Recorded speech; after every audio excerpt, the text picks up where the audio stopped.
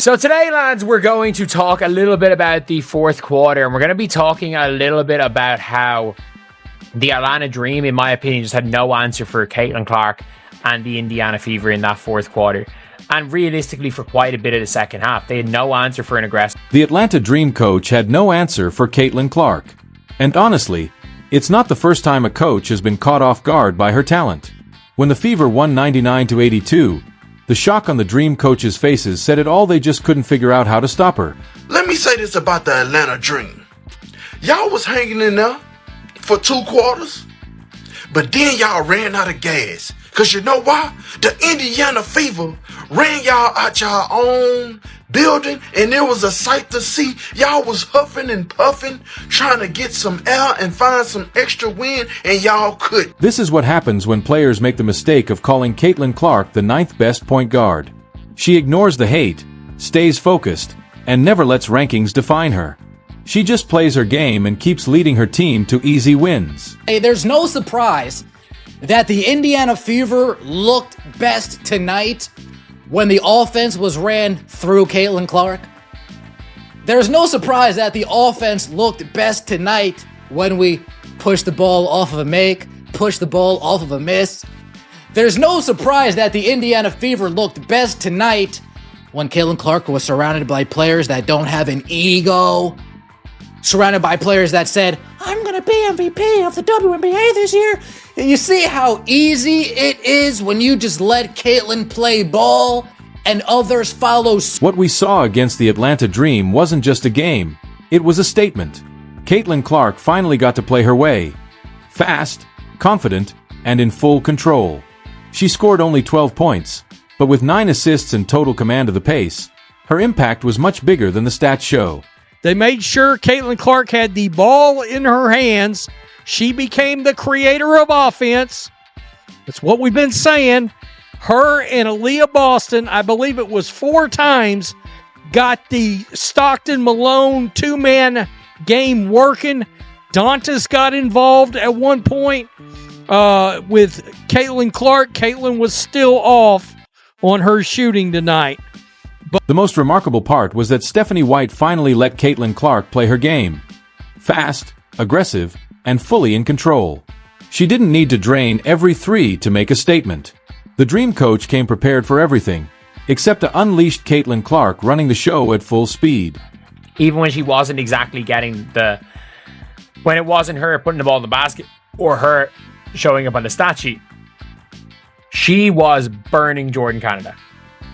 And people don't understand how good Jordan Canada is on defense. She was absolutely burning Jordan Canada. Canada could not stay in front of her. And that is a big thing. That is genuinely a big, big thing. That if you can't stay in front of her, it creates a space for everybody else. And there were some hockey assists, there was good ball movement, there was a lot of things. There was a lot of real positives when it came to Caitlin Clark today. You know what's beautiful about all this? The Dream coaching staff spent hours watching film, crafting defensive plans, and preparing to stop Caitlin Clark. They probably discussed double teams, full court pressure, and making her work for every point. But after a 99-82 Fever win, the Dream coach was left speechless, outplayed by a player many said was only the 9th best point guard in the league. Obviously, tough game. I thought we had a good first half. We were really competitive. Second half we just had so many defensive breakdowns, and give them credit, they were getting extra possessions, and those extra possessions were turning into points just about every single time. So, just valuing ending their possession. It's not enough to force a tough shot. We got to come down with the ball, and then we had some defensive breakdowns that they made us pay for. They were able to extend the lead, and then at the end we had to do some gambling and do some things that really we're not that equipped to do. If you're enjoying this, make sure to subscribe, because this isn't a one-time thing. Caitlin Clark keeps leaving WNBA coaches stunned. Remember when people thought the leap from college to the pros would humble her? Instead, she's raising the bar for greatness. The irony, these same coaches who build entire defensive plans just to stop her treating her like she's prime Michael Jordan are the ones who voted her the 9th best guard. They try to downplay her, root for her to struggle, and act like she's overrated. But under the bright lights, when it really matters, they're the ones who end up looking foolish. The Atlanta Dream were able to really neutralize Caitlin Clark in the first half. And I know Caitlin Clark had 5 first half assists, but they were able to neutralize Caitlin Clark's impact on the game in that first half. And in the second half, regardless of the box score numbers, how Caitlin completely took over. So the big way they were able to neutralize Caitlin Clark, and I think it was almost an issue with Stephanie White as much as anything, is they were... Against the Atlanta Dream, we witnessed something special. Stephanie White finally embraced what Iowa fans have always known Caitlin Clark is at her best when she controls the pace and flow. All season, we've seen Clark stuck in a system that didn't match her unique game, forced off the ball and out of rhythm. But this time was different. White realized you don't try to contain a hurricane. With a generational talent like Clark, you don't make her fit the system, you build the system around her. And that's exactly what happened. But you saw Clark sort of gaining her rhythm as the game went along, sort of returning to her form as the game went along, finding that pep in her step as the game went along, even though the shooting numbers were tour dates again, and she's got to find that shooting stroke at some point. Look, it can't go on all year, but you understand where some of those struggles come from when you deal with a quad injury and then a groin injury, and you're thrust back into the lineup and you're trying to find your way. But I do think it was the way that Clark found her way to the basket that was the difference in this game, really. That was what changed the dynamics. The Dream coach could only watch as Caitlin Clark ran the Fever's offense like a master conductor. She created openings, found passing lanes no one else saw, and made smart reads that left Atlanta scrambling. Even without hitting all her threes, she stayed in full control. What made it even more impressive? She elevated everyone around her. That's what her critics never admit. Clark doesn't just shine alone. She makes her whole team better. An inconsistent ride for Indiana and for Clark as well, who's had to fight through a lot of injuries. But I think the encouraging thing from Cece was the fight that she showed on the floor. Clearly, she's not quite at 100%, still working her way back, hasn't found her 3-ball yet, but what she did was attack. She used the physicality against the defenders by putting her head down and going to the basket. That opened things up for her playmaking, which of course is another genius aspect of her game. Once that started clicking, the Fever ran away with things. Sophie Cunningham was everywhere. Clark had it going with Aaliyah Boston again. Kelsey Mitchell was cooking. And all of a sudden, you look up and the Fever are lighting up the score. When Caitlin Clark plays her style fast-paced, pushing in transition, creating on the fly, the whole Fever team becomes more dangerous. Kelsey Mitchell gets cleaner shots, Aaliyah Boston finds space in the post, and players like Sophie Cunningham get wide-open looks. The Dream coach had no answer for this version of Clark because this version is unstoppable.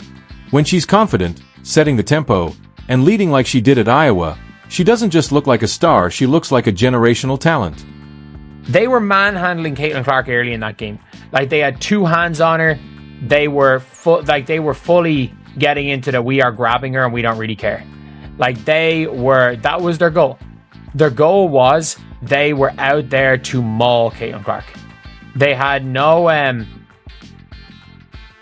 they had absolutely no intention of doing anything other than mauling Caitlin Clark. Let's talk about that 9th best point guard nonsense. Makes no sense.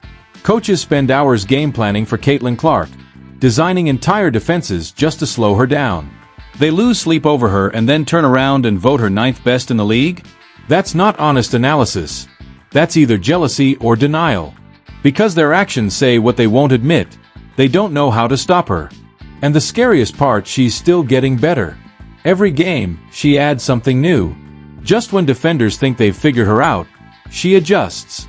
The college version of Caitlin Clark was already special, but this pro version, learning to handle double teams, WNBA level physicality, and building chemistry with her teammates, is flat out terrifying for the rest of the league. And this was a really nice all-around game from the Indiana Fever. And some may ask, well, Rhodes, do you feel better about Stephanie White? No, not at all. Because until she proves night in and night out she's willing to put the ball into Caitlin Clark's hand and let her be the creator and innovator on offense, I will not be sold. I will not be sold. The fact is, Caitlin's going to start knocking these shots back down at some point. And all of a sudden, her statistics are going to blow up. The Atlanta Dream coach's stunned reaction said it all. Caitlin Clark isn't the ninth best anything.